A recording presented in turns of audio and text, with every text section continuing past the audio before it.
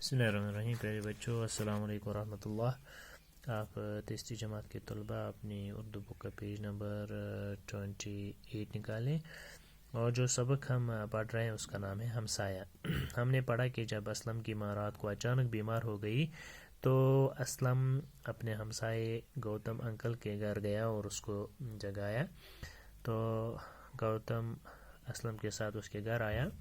جب اس نے اس کی ماں کی حالت دیکھی تو اس نے اسلم سے کہا کہ آپ یہیں رکے، میں ابھی جلدی آتا ہوں. تو یہاں تک ہم نے کل پڑھا ہے، تو یہاں سے آج ہم نے پڑھنا ہے. تو میں پڑھوں گا اور آپ بھی میرے ساتھ ساتھ اس کو دہرائیے. گوتم اپنے ایک اور ہمسایہ علی محمد کے پاس گیا. وہ ایک ڈاکٹر تھا. اس کو جگایا. ڈاکٹر باہر آیا. وہ گوتم کو جانتا تھا. اس نے حیران ہوتے ہوئے پوچھا، اتنی رات گئے آپ کیسے آ گئے؟ گوتم نے بتایا، بھابھی کی طبیعت اچانک خراب ہو گئی ہے. اس کا دم گھٹ رہا ہے، سینے میں تکلیف ہے اور سر بھی چکرا رہا ہے. ڈاکٹر نے کچھ دوائیاں اٹھا لیں اور گوتم کے ساتھ ہو لیا.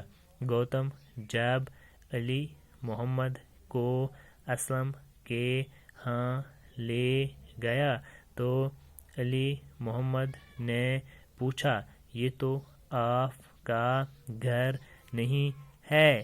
گوتم نے کہا، جی ہاں، یہ میرے ہمسایہ اکرم کا گھر ہے.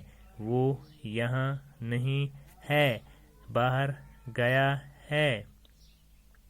اسی کی گھر والی بیمار ہے. ٹھیک ہے، یہاں تک پڑھیں گے آج. تو جب گوتم اسلم کے گھر سے نکلا تو وہ اپنے ایک اور ہمسایہ جس کا نام علی محمد تھا اس کے گھر گیا. علی محمد پیشے سے ایک ڈاکٹر تھا. تو گوتم نے علی محمد ڈاکٹر کو جگایا. تو جب وہ باہر آیا تو اس نے گوتم سے پوچھا کہ کیا بات ہے، اتنی رات گئی، آپ کیسے آ گئے، خیریت ہے؟ تو گوتم نے بتایا کہ بھابھی کی طبیعت جو ہے اچانک خراب ہو گئی ہے. اس کا دم گھٹ رہا ہے، سینے میں تکلیف محسوس ہو رہی ہے، اس کا سر بھی چکرا رہا ہے. تو آپ میرے ساتھ آئے، اس کا چیک اپ کیجیے. تو ڈاکٹر علی محمد نے کچھ دوائیاں اٹھائیں اور گوتم کے ساتھ نکل پڑا. گوتم نے علی محمد کو اسلم کے گھر لیا. تو جب چونکہ وہ ڈاکٹر علی اس گوتم کو جانتا تھا، اس کا مکان بھی جانتا تھا، جب اس نے اس کو اسلم کے گھر لیا تو اس نے کہا کہ یہ آپ کا گھر نہیں ہے.